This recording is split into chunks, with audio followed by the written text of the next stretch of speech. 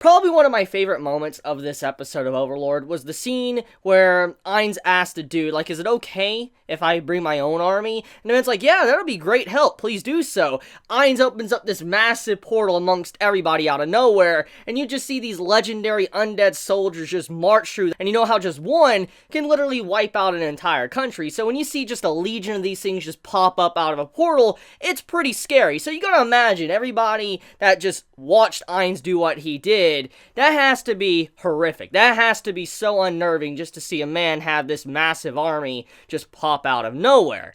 But, to be honest, even though the scene in the episode was really, really good, and yes, I can even look past the CGI Death Knights. That's never been something that's really bugged me that much when it comes to Overlord, to be honest. That's my personal opinion. But, I have to say, in terms of the depiction in the light novel, which I'll show on the screen here, I think this was a lot better than the anime equivalent, but even then, though, it isn't really animation. It's just, a still frame illustration of the scene, but even then, though, it just, this scene is something I've been waiting for a while. It's seeing Ainz finally have his, army just march out, which we all know, when it comes to Death Knights that were marching out of the portal, they're not relatively strong at all. They're not strong undead compared to what Ainz can make, to what all the other floor guardians can do. The Death Knights, they're nothing in comparison. So when Ainz is like, here, let me bring my army, he's bringing these fodder soldiers that he can make every time he wants, or anytime he wants. It's that easy. So it's pretty funny to think about that and put in perspective. Ainz is able to make a force in probably a couple of days, maybe even in just a day, compared to how 2 months was spent just to build the army for the Empire and the Kingdom to go at each other. It's pretty funny when you actually take a moment to consider that. I want to talk about something that many might have missed. It's something that is relatively important, and I kind of want to remind anime-onlys and just make sure everybody's on the same page. So, you remember in my last season reviews, my final reviews of Season 2, it's been a while, you might have forgotten, but there was a part where I was talking about how Sheltier Bloodfallen, how she was not allowed to attack, a certain individual. It was stated she backed out, and then that's the reason why, Brain was able to live. I talked about this at the end of my Season 2 reviews. I never really got into the reasoning to why that happened. I never dived into the nitty-gritty details of that.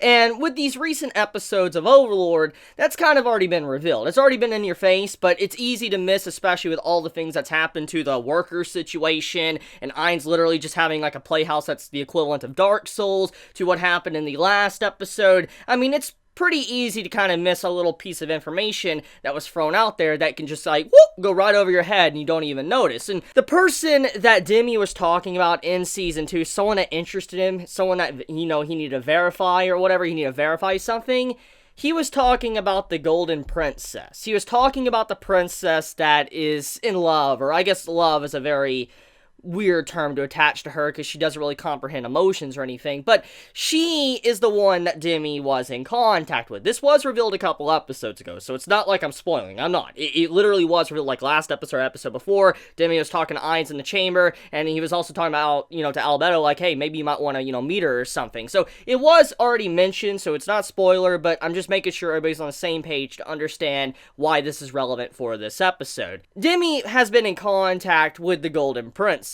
He's been talking with her and all of that behind the scenes. When you know anything about Demi, if you know anything, you know that Demi is an individual that is heinous, okay? I mean, he has his happy farm with a bunch of humans inside of it, okay? I don't need to get into that too detailed of that, information, but Demi is not someone that you could say is a 100% good person, okay? So, if he's having a casual conversation with the Golden Princess, there's definitely something off with her, which we already know, because we've already seen her personality and how messed up she is and what she really wants to do to climb. We've already seen this in the last season. So that we already know about. But the point is that Demi is able to talk with the Golden Princess like it's nothing. And so when that final segment pops up where Climb is like, I want to wear this armor. I want to be able to showcase myself and say that when I, get any achievements, that this will go towards the princess and make her look a lot better, which that is the truth. That is what would happen. However, the reason why the princess tells Climb to keep that armor on is because it's so shiny, it's so far out there, and it'll make you stand out, that there won't be a casualty. There won't be a certain event to where maybe Climb might die to, let's say, Ainz forces. That was the whole reason to why Sheltier backed off at the end of Season 2, is because, to protect climb. So yeah, just giving some clarification there to kind of, make sure everybody's on the same page with what the Golden Princess is doing, climb, his situation, and then, the conversation happened a couple episodes ago. It's something I do want to clarify, but, I was so into talking about the workers and stuff, I felt like, I guess now it's the time to talk about it. I forgot to mention it in my last episode review, and many were questioning me in the comments, like, what happened there? To clarify, in the last episode, if you remember when Demi tells everybody to bow before Ainz, like, you need to bow, and you had it to where the Emperor, he didn't bow, he just stood there and all that, and many might assume it either could be an art animation error, or something else is going on, and it wasn't really dived into. There was really no details of the reason why that happened, so I think I should clarify. Maybe some of you already know about it, you might have, heard about it in the comments in the last video I made, but basically, the Emperor, he has an item that kind of resists stuff like that, so he doesn't have to worry about someone commanding him or brainwashing him. He's able to kind of resist that for the most part, and he does not have to worry. That's why he was able to be A-okay against what Demi did in the last episode. So there you go. Now you can breathe easy and understand what actually happened. Politics. Lots and lots and lots of politics. Now, this is definitely not going to be the most interesting episode for everyone, because I know people love their action, I know people, they love seeing Ainz, and Ainz was lacking in this episode. There was really no Ainz until literally the final minute of the episode, which, as I've said many times, if you're here for Ainz, you need to stop watching this series, because you're going to have many scenes to where it's not going to be focusing on Ainz. But I'm not going to rehash what I've said, I'm just saying that's something you got to get used to at this point in time when it comes to Overlord. You're already 3 seasons deep, you're already 2 seasons deep of knowing that Ainz is not going to be the front line and center focus of every single episode, so yeah. But this episode, it's all about politics and how the kingdom is reacting to the information with Ainz coming out of the shadows with his guild or his group of Nazarick and trying to establish their own country. Now, it's already been established that the Empire and the kingdom, they've been going at each other. Like, they have a constant war every single year. It's pretty much like a festival at this point. It just happens every single year, and it can be pretty draining on both sides, and, it's just what they do. And the point here is that they're using this war that typically happens as a way to kind of initiate with Ainz and allow Ainz to say, I am here, I, want to have my own country. And because, Ainz, is so powerful and he managed to get the Empire on his side, he's like, look, this, the area around my land, it's owned by the kingdom, and they should technically give the land to me because I properly own it. Now, we all know, as watchers or readers of Overlord, that Ainz technically, he doesn't necessarily own the land, because he hasn't really been here that long. He may own Nazarick, the Great Tomb of Nazarick, but technically, it's like his tomb and everything got teleported into this world, and so he hasn't really been there for that long. He hasn't been there for thousands upon thousands of years, or even hundreds of years, let alone years upon years.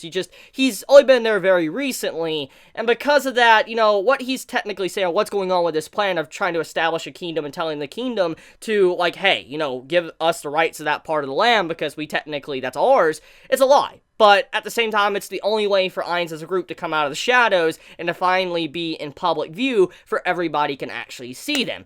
Obviously, the kingdom is not going to put up with that. I mean, no matter who you are, no matter if, Ainz is telling the truth or not, or if Nazarick is telling the truth that they own the rights to that land, the point is, there's no way a kingdom would normally give up a part of their land. That's not something that happens on a dime. There's a lot of things that have to be set up to do something like that, so Ainz popping out of nowhere, even if his name was slightly known by, Gazif and all that, and he's mentioned it before, it doesn't mean that there's enough credibility for Ainz to just come in as like, I own this land, this is mine, and all that. That's not gonna fly. So, the kingdom, they're retaliation or wanting to continue the fight, honestly, I can't blame them. That's honestly a normal reaction what anyone would do, because even if they looked the history books, which they did, they even stated in this episode that they did look in the history books to see if there was any known history of a potential Ainz that owned the land. There was nothing. So they, at the very least, did do the research. There was research done, and so if maybe the research was done, maybe the kingdom might have given up the land, but they knew that it was obviously false. It was, a false, accusation, so they're like, nope, we're not doing this, and so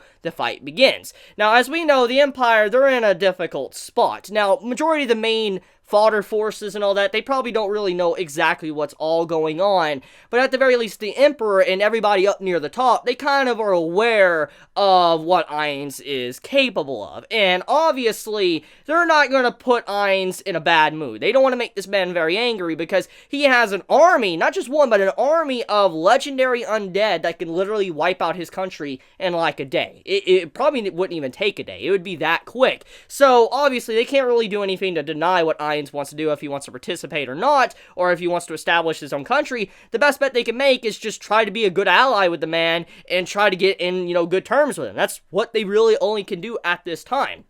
So yeah, they're in a very difficult spot. Now, as we know with the last episode, it was established that the Emperor wanted to somehow get all the other countries around on the same side as him to help out to take down Nazarick. That's what was set up at the end, which is a really good declaration, because honestly, if this would have been a different series, what the Emperor said in the last episode at the end was something you would see from a main character. A main character would declare, like, I want to free everybody from the Demon King, or this Undead King, the Sorcerer King. That's normally what an MC would say, but obviously, this is not a normal series. Overlord focuses on the bad guys, the villains of the story, and so we know what's probably going to happen.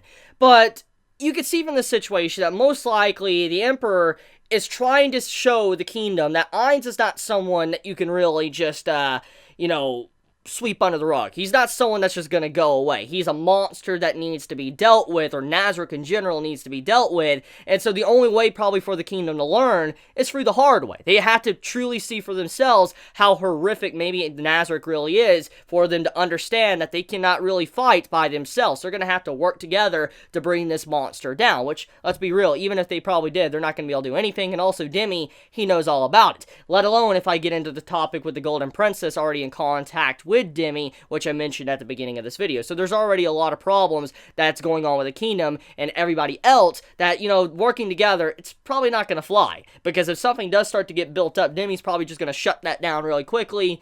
It's not happening.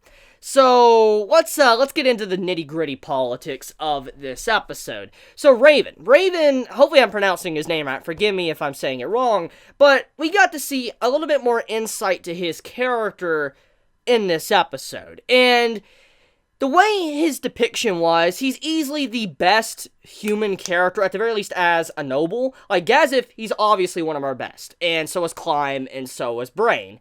But in terms of, not looking at those characters, we have Raven that obviously is kind of a good dude. Deep down, he might be a politician, he might be out for his own personal gain, which almost everybody in the world is pretty much like that, let's just be real. But he, at the very least, does care about his child. He cares deeply about his child, you can see he cares about his family, and he wants to do what's best for them. And so because of that, you can't really say he's 100% bad dude, and I feel like the way the episode depicted him, it did a good job with Raven's character. Easily one of the best depictions of a character I think Overlord has done in terms of just side characters, because a lot of content, when it comes to the adaptation of the Overlord anime, there is a lot of content that is skipped. I'm not gonna lie. There's a lot of dialogue that usually is skipped, little details that really add more weight to certain scenes, like, the whole Gazif scene when he was looking at Raven and how he was analyzing him, or, how Gazif was looking at the dude, the noble, that, was actually someone that was like comparing Gazif to 1,000 men, while, Ainz, it was like 5,000 men. Gazif, there's a lot of scenes in the light novel that kind of clarify more of his emotions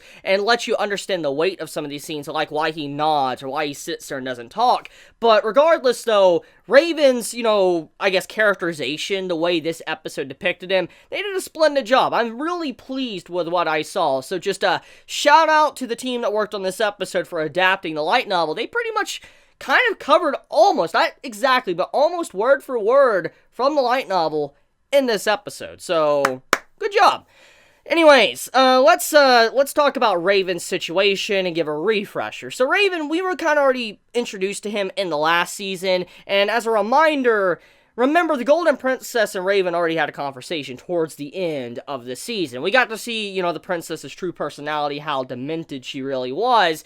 And remember that Raven's child is actually meant to marry her. And he's like, I'm not letting my child marry you like a monster or whatever, marry a monster. And the whole reason why, the princess wanted to do that was to have a cover-up. Like, an imposter king or whatever. He could have, like, the frontline center, like, kingdom, but, the princess would be able to have climb and do whatever she wants. So both sides would get what they want, and obviously the princess doesn't really have any interest in the boy, but she has to use that to be able to look good from a political perspective, and that's why. So that's what's going on there. So that little boy you saw in this episode is actually meant to try to marry the Golden Princess. The princess that, is not right in the head. I guess let's talk about Gazet for a second. You gotta feel bad for the man. You gotta feel bad that man legit, he knows kind of how powerful Ainz is because he's seen it firsthand. He got to see it in Season 1 at the beginning of how Ainz is just able to do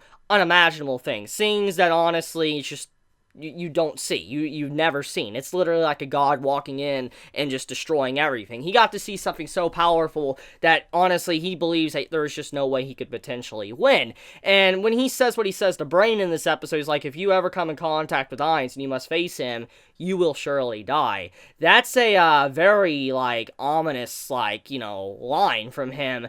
And you've got to feel bad for the man because even if he says how strong Ainz is, it makes sense why nobody would believe him, because seeing is believing. It's like this. If I was to walk up to you and say, hey, I can pick up an entire full-size bed just by myself with the frame and everything, you'd probably be like, you liar. Like, you'd just straight up lie. And there was someone that saw me do it, but even if you went out and tried to reinforce it and say, yeah, he can, it doesn't mean you would believe him, because you would probably have to see it to really believe it. So, that's the point here. Even though Gazef knows how strong Ainz is, no matter what he says, he can't really do anything to change anyone's minds, because they're already hard-headed as is. They're politicians that just want to get their own gain, but on top of that, talking about spellcasters and stuff like this, and, they don't really think highly of spellcasters in the first place. They don't think they're really that strong, which was a little detail that has been kind of cut from the Overlord anime.